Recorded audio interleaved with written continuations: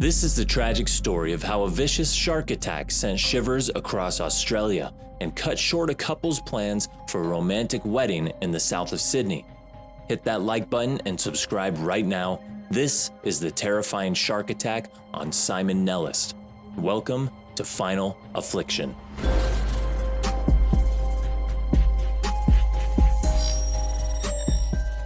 On the 16th of February 2022, 35-year-old Simon Nellist, along with his fiancée Jessie Ho, had gone out to the Little Bay Beach in Sydney, Australia. As a veteran of the British military and twice having served in Afghanistan, Simon wanted to enter the Malabar Magic Ocean swim event held annually in South Sydney.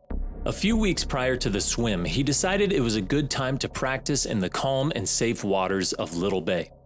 The greater ocean along the beach was prone to sharks, but over the years, effective management, alarm systems, tracking, and deep netting in the water had made sure no fatal shark attacks happened at the beach for over 6 decades.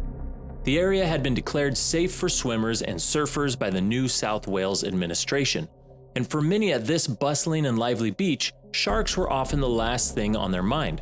Great white sharks over 15 feet or 4.5 meters in length were not an anomaly in the greater stretches of the open water. The species is regarded as the most dangerous animal of the sea for humans, with hundreds of recorded shark fatalities in history and some of the most horrifying stories of brutal deaths enough to send chills down anyone's spine. Great whites have been known to prefer eating larger animals as they grow. With serrated teeth over 6 inches in length, it can maul to pieces any human that dares venture close. On that fateful day at 4:30 p.m., Simon set out to take advantage of the daylight before evening set in, to train for the charity swimming event to be held in a few weeks. There were several fishermen, surfers, and swimmers on the beach as he swam further off the shore over 150 meters into the sea. The calm ambience of the scene suddenly turned into a rush of splashing water and screams of agony. An enormous great white shark swam up from the bottom underneath Simon and bit into his torso, burying its sharp teeth right into him. The shark exploded out of the water out of nowhere, rising several feet above before splashing back in with Simon firmly in its grip. Onlookers were horrified at the sight as they realized what had just happened. One eyewitness described the shark's plunge back into the water as resembling a car hitting the ocean from high above.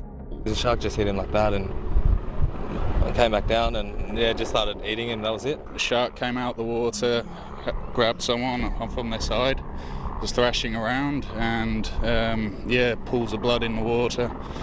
It's horrible. Most of the video too horrific to show. Big great white, that's a great white. Oh man, oh no. Oh no, someone just got eaten by a shark. At just a few meters, Simon was not very far from the shore, and his agonizing death was witnessed up close by dozens of terrified and helpless beachgoers.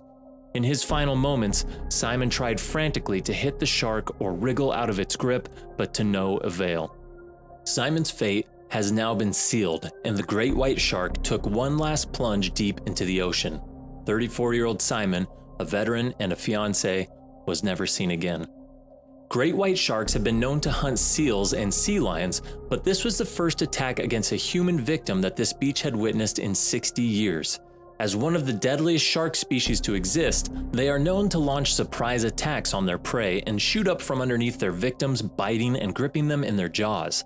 Only a few body parts could be salvaged from the site to return what remained of Simon to his friends and partner. Immediately after the horrifying attack, lifeguards called everyone back from the water and sealed off the beach.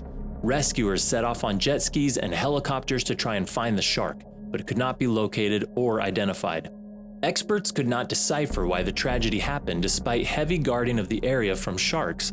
Though great whites were known to be highly dangerous, humans were not their usual prey. They fed on larger animals like the seal, rays, and even other smaller sharks. It was later discovered that Simon had put on a wetsuit before going for the swim. It wasn't common for swimmers in these calm waters to don these tight gray suits at the beach. The cause of the attack against Simon was ruled as a probable misidentification on the part of the shark. The dark gray swimsuit made Simon's body look similar to that of a seal, which was one of the shark's primary prey. Great white sharks have a powerful sense of smell, and it was likely that it smelled Simon before it could see it.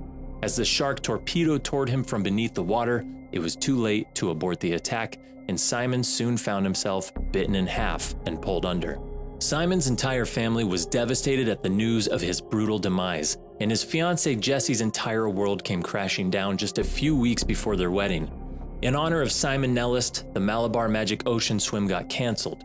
The participants visited the beach to pay their respects and gather in a moment of silence. All across his life, Simon had been a lover of the sea. He had been advocating against the culling and caging of sharks for a long time and was disturbed at the interference of the natural food chain that human action had been creating in the oceans. Unfortunately, his life came to an end inside the jaws of the same animal he had long fought for conserving. The news of the shark attack spread like wildfire across the world and reignited fears of shark attacks in Australia. Good evening. We begin our broadcast with breaking news. There's been a suspected fatal shark attack at Little Bay near Malabar. Sydney's first fatal shark attack in 60 years. Beaches along Sydney's southeast coast are closed. Simon was remembered by his friends and colleagues as a man of integrity and charisma. He loved the vastness of the ocean and wanted to do everything he could to save it from the negative consequences of human action. As a diving instructor himself, he was aware of the impact of shark nets and drum lines that had been disturbing the natural balance of marine life in that region. He campaigned for the protection and conservation of the sea and all animals that live in it. Simon was also remembered as an empathetic human being. His last Facebook post was his reflections on the children of Afghanistan, many of whom he had befriended during his military service in the country.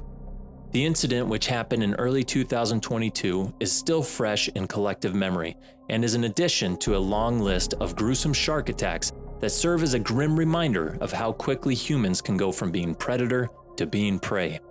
But for Simon Nellis' family, it turned one of their happiest moments of getting their son married in a grand wedding into a nightmare that scarred them for life. Simon Nellis' relatives had already booked their tickets to Australia, but now instead of his wedding, they arrived there to attend his funeral. It just goes to show that tomorrow is not a promise for anyone, and that any day could be the day you meet your untimely, final affliction.